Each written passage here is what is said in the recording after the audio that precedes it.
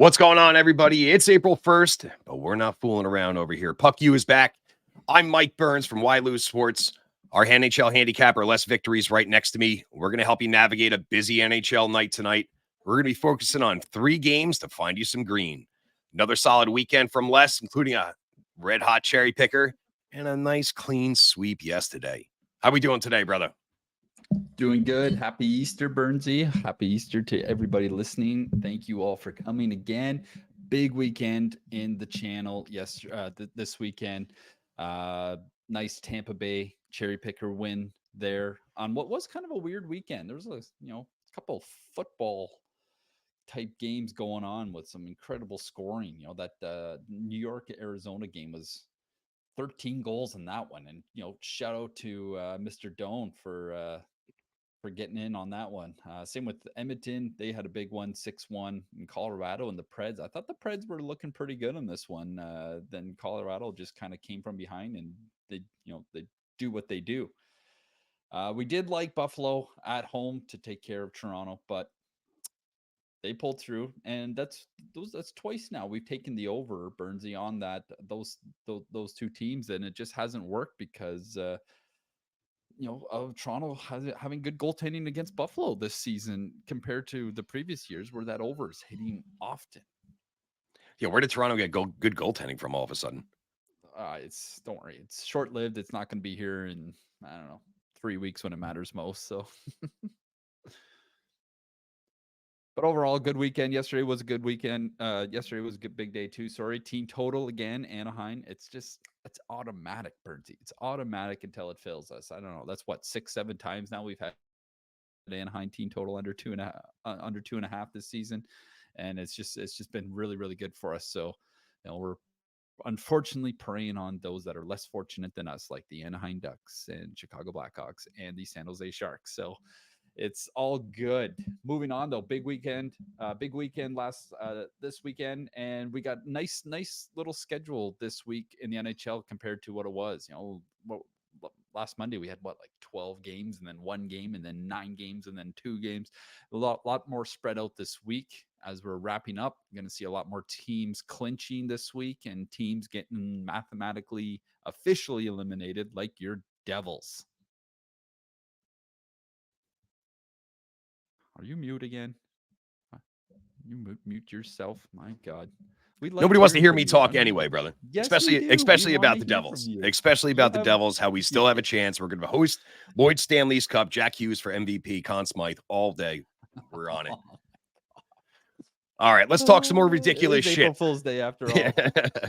We got more ridiculous shit to talk about. Let's talk about the Isles and the Flyers. Isles are the road dogs here at plus 100. Flyers minus 120 at home. Over under set low at 5.5. The last 10 times these teams have played together, the Isles have won 7 of them, with that under cashing 7 times.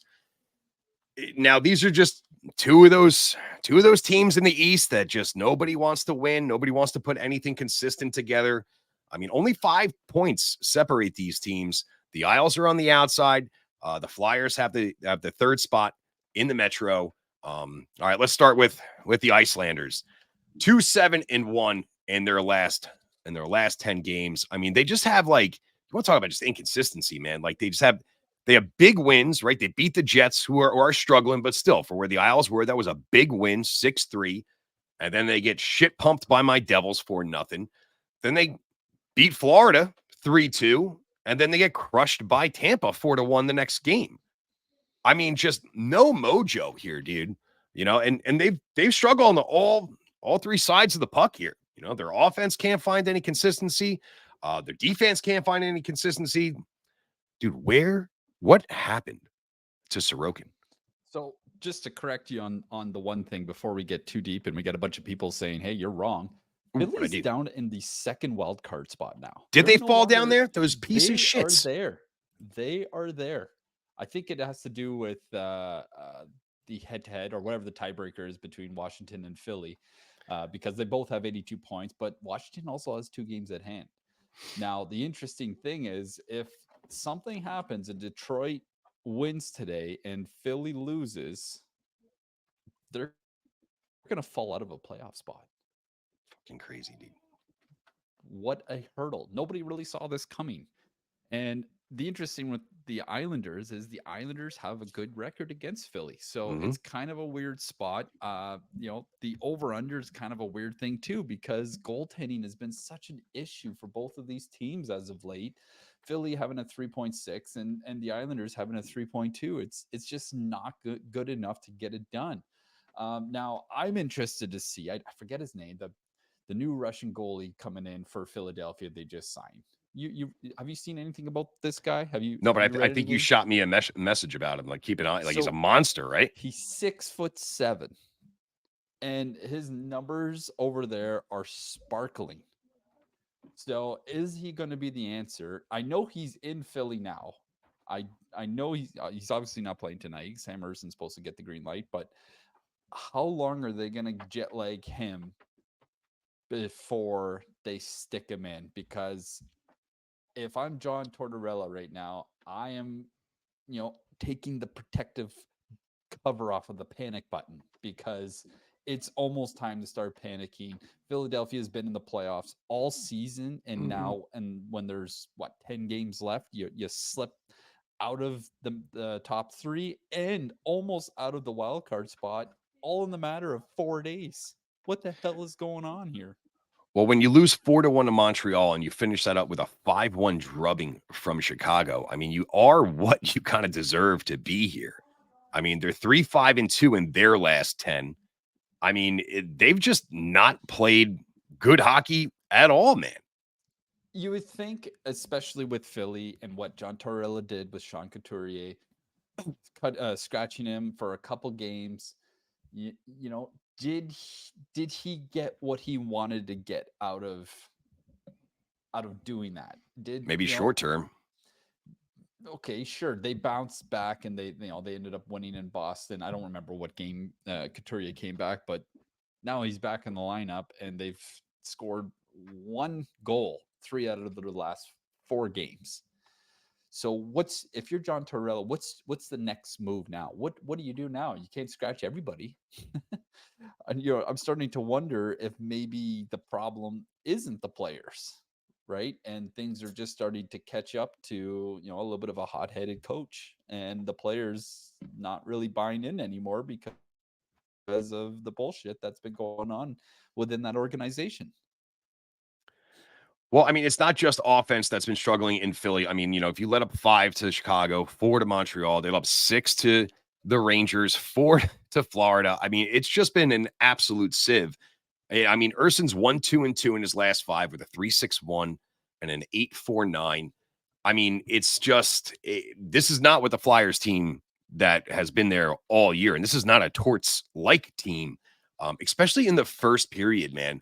I mean, like, it's always tough when you have to play from behind. But over the last 10 games, the Flyers have only have averaged point 0.3, a third of a goal in the first period, while allowing an average of 1 goal per first period. So it's not like these guys are coming out getting shot out of a cannon. So could it be to your point of, has Tort's message rubbed off too early, where they're not actually hitting the ice and getting out there and, all right, we need to start and play our game. And they're just, before you know it, boom, fuck, 1-0. All right, let's mail this guy in, boys. It's hard to say because you look at his record with the organizations and he's kind of gotten bounced around a lot. Like, Torts as I don't remember everything, but he was with the Blue Jackets for a little bit. He was with the Rangers. He just hasn't been able to find a long-term home. And you look at a lot of the coaches that have excelled so well in the NHL. These are guys that have been with the same team for 10 years, or maybe they moved one team or something. Like you look at John Cooper with Tampa. How long has he been there for? 12 Forever. years now.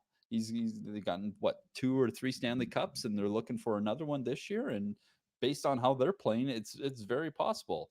And Maurice, Paul Maurice in Florida, I think he's on the one of the, he might actually be the most winning coach ever now, and because of how many games that guy's been in the NHL for, and he stays under the radar. He, and John Tortorella just isn't that. He's all over the place, and I'm starting to wonder if his hot-headedness is interfering with what's going on in that locker room, and it's finally catching up to him. Like it's just I feel like it's as a player you couldn't have a normal conversation with that guy one on one and be like, okay, coach, this is my issues. Can we talk about this and figure it out?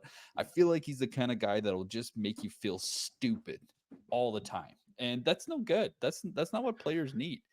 And maybe I'm wrong, but just it's hard to ignore his attitude to the press and towards his players and calling out guys and scratching guys. And the that interview kind of upset me when he, what was it, Felix Sandstorm, Yeah. whatever his name, when he just walked off the podium and then the next day he's apologizing, saying I shouldn't have done that, he's a good kid and this and that. I'm like, holy fuck, man, like you're just all over the map right here. Like, But how you're do you also go into asking your your players to play with a certain amount of emotion when you can't control your own. Well, exactly. And like the whole thing, him getting tossed and not leaving, like, oh my God, if that was my kid on the ice, I'd be walking out on the ice, grabbing him by the ear and dragging him off. Like, he needs to grow up. This is professional hockey. And he's just, I think this is the worst he's ever been, Burnsy. And I think it's really playing a toll on this Philly team. And I'm going to tell you right now that if Philly doesn't make it, it's because of him. If they don't get in, I'm 100% blaming this on Torts. Well, I think it was easy to say a month ago, everyone was praising Torts. What an amazing job you've done with this with this team that nobody really thought was going to have any success this year. But the way that this is going down, and if it continues to go down this road, you may not see him as the head coach next year, either his choice or the ownership groups. But I mean, as far as this game goes, I mean, and as bad as the Flyers have been, I mean, top five or 5-on-5 wise, they still play a tough style of play, right? And they're in the top 10 as far as 5-on-5 numbers go over the last 10 games. I mean, these guys take a ton of shots, but they just don't have really the finish, at least enough of the finish to really put the puck in the net. I mean, like, how much faith do you really have in a guy like Sorokin, who has not been anything like Sorokin? I mean, is this one of those matchups here where the Isles, who are full of vets, come in and stand up and say, no, we're taking this spot from you? Or does Philly put their foot down and light it up and come away with the victory here? Somebody's got to win this game. Yeah, 100%. And so I think Varlamov is actually getting the start here. He has been confirmed, and he has been a lot better than Sorokin has. Um, Varlamov, even though he hasn't been getting the wins, his save percentage is pretty good. So at some point, you got to count on your offense to go out and get you a win, right? So he's 1-1 in his last two, but both his save percentages have been well over the 9.2, 9.23, 9.29 mark. So he has been a lot better. And then the win before that, he was 9.14. So Varlamov is actually, his numbers have been really good. So this is 100% a must win for the Isles. If they even want to fathom the idea, it's a 4-point game against a skidding Flyers team that is just dropping down. It's possible that the Philly team doesn't even come third or fourth in the wild card race with the top two getting into the show. It's because the Devils are I going can to see it. jump past them. It's not because of the Devils either. I forgot to add that part. All right, next game we got on the card, we got LA going into the reeling Jets. LA coming in is maybe a surprising road dog here at, plus 100. Jets minus 120, over under here at 5.5. LA is 6-4 in their last 10. They have lost the last two to Edmonton and Calgary, so they've been struggling a little bit on this road trip. But I mean, since the end of February, this team's 10-5-1. They have been able to find the net lately. Over their last 10, they got 3.2 goals per game, got their power play up to 24%. They don't take a lot of shots, which we talked about the last time we featured them. They're under 28 per. But offense isn't really the story of this team.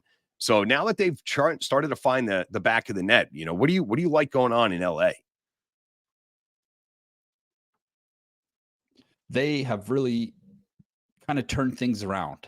And I really like LA. I like the look of them. I like their big guys are their best players right now. And goaltending has been pretty good for the most part. There's always room for improvement. It's one of those things like, okay, give us average goaltending and, we're probably going to win more than we lose. So, with that being said, though, like, Riddick and Talbot, they both can be better. They both should be better. But this is an LA team that, they're very, very, very good when they get the lead. When they get the lead, they put in, they just, they defend really well. Clamp it down. And they make games boring. So Winnipeg has obviously been struggling big time. They've lost 6 in a row now. Everyone's trying to point the finger on Hellebuck, but the reality of it is they're just not scoring goals either. So it's really a tough spot for Winnipeg because any confidence, they're definitely making the playoffs, but it's one of those is like as a team you have to really wonder, when are we going to get our next win? And what's that going to look like? I mean, from the way that things are looking right now, I mean, listen, Hellebuck's been, the all season long, the clear and away favorite to win the Vezina. But I mean, the last 5 games, I mean, he's given up 3 goals per game, an 881 save percentage. We got Brossoit between the pipes tonight. I mean, he's throwing the opposite numbers, not that he plays that much, but he's 3-1 in his last 4 with a 1.34 and a 9.45. Could there actually be a scenario where Hellebuck doesn't get the go in game 1 of the playoffs if this continues? Oh man, that's $1 million question. And I don't have the answer for you. I think he will just because of his numbers over the course of the year. At the end of the day, Winnipeg is still going to finish probably third in the West, right? So, um, and a big part of that is because of Hellebuck and what he's done. So it's hard to ignore that. Everybody goes through streaks, maybe because it's near the end of the season that it's magnified a little bit compared to if it was 40 games in when it doesn't seem like it doesn't really matter. But they got to get it figured out too. And right across the board, though, Bernsey, is this team needs to find ways to give their goalies a better opportunity to get those wins. And they need to be a lot better defensively.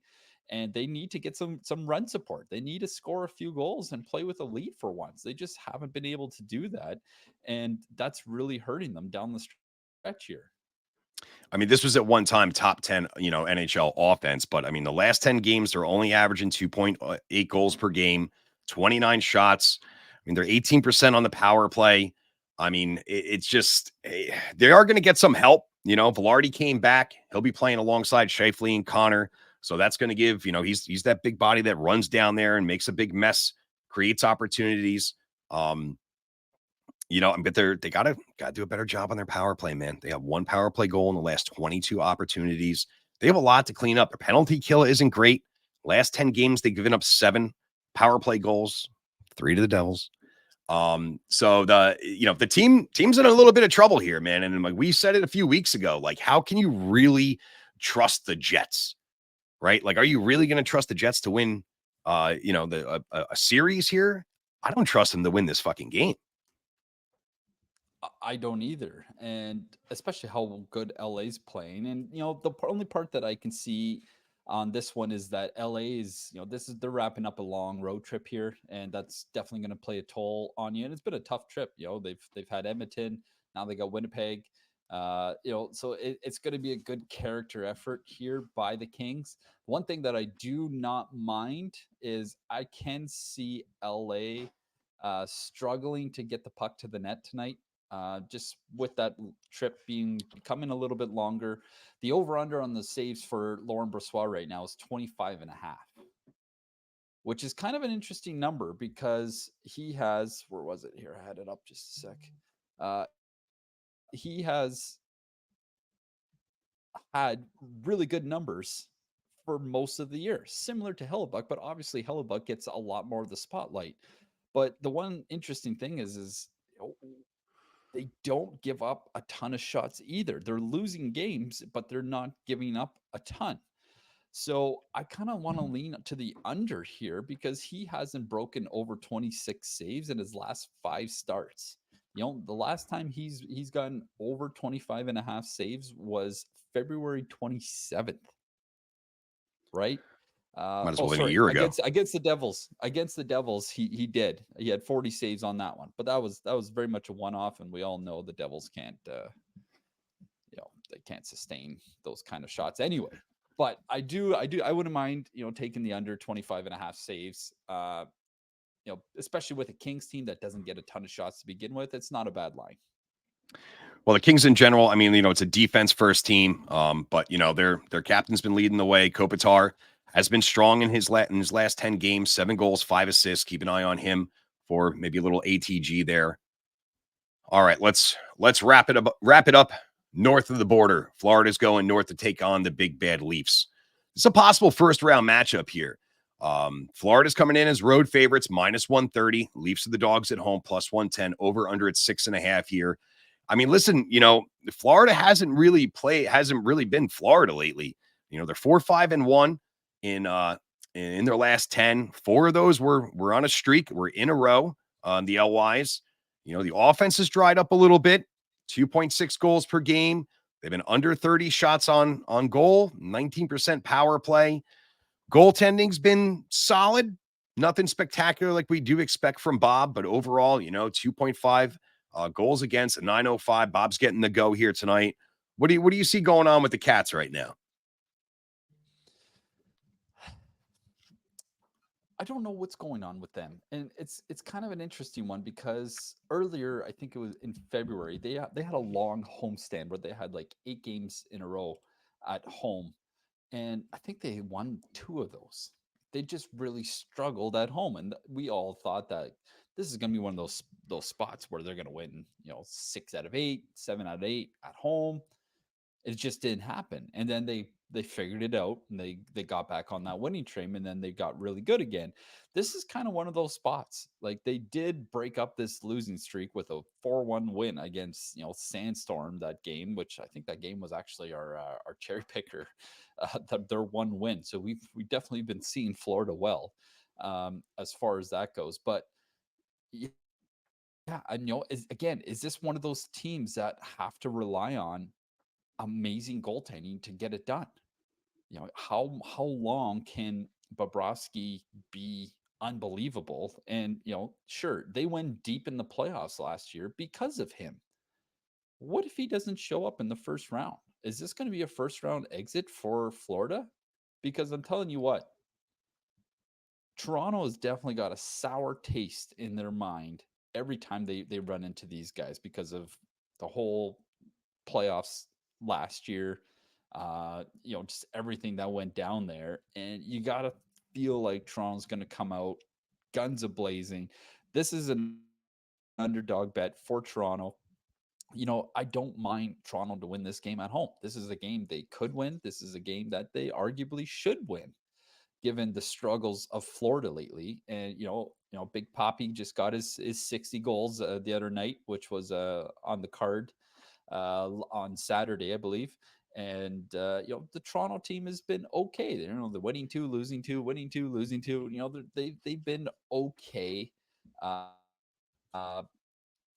think Toronto's going to find another gear here. Obviously, confidence is definitely lacking a little bit in Florida, and I like to believe Toronto's going to take advantage. Well, over the last 10, Toronto is 6-3-1 with the overhitting 6 times. They're winners of 2 straight after getting drummed by my Devs 6-3. Listen, we know that Marner's still out. Their power play has just been absolutely abysmal at 9%. But they are finding ways to score 5-on-5. Last 10 games, they're averaging 4.1 goals per game, 33 shots. I mean, as maybe shocking to anybody, like defense and goaltending has been real solid, for Toronto. They've only allowed 2.7 goals, 32 shots, and a 75% penalty kill. I mean, for Toronto, that's fucking awesome numbers. You got to be happy with that. And on the defensive side of things, they are going to get a little help. I don't know if they're going to get it tonight, but Morgan Riley, Joel Edmondson are both game time decisions. We may see them in the lineup tonight, if not tomorrow. But what's really kind of, pulling the weight here for Toronto is that Matthews, Domi, and Bertuzzi line. I mean, the last 8 games, these boys have combined for 25 points, Matthews leading the way with 13 points. Big Bert, 8 points in 8 games. Now, one thing that I got my eye on as far as a little prop bet tonight is in the last 10 games Big Bert has played against Florida. He's got 11 points, including 6 goals. So you can find him right now at minus 105 or over a half a point. I mean, that's some value right there, man. And another fact between these two teams is, like you said, after that playoffs last year, they don't like each other. They play each other extremely tough. And the under has cashed out 9 out of their last 10 meetings here. So, I mean, if you're looking for a little bit of value, you got the Bert prop out there, maybe buy up the over under from 6.5 to 7.5, go with the under for a little bit of security. Mom, right next to you, I think Toronto can take this W from, the Cats, who are just a little sus right now. But I think this is going to be a hell of a game to watch.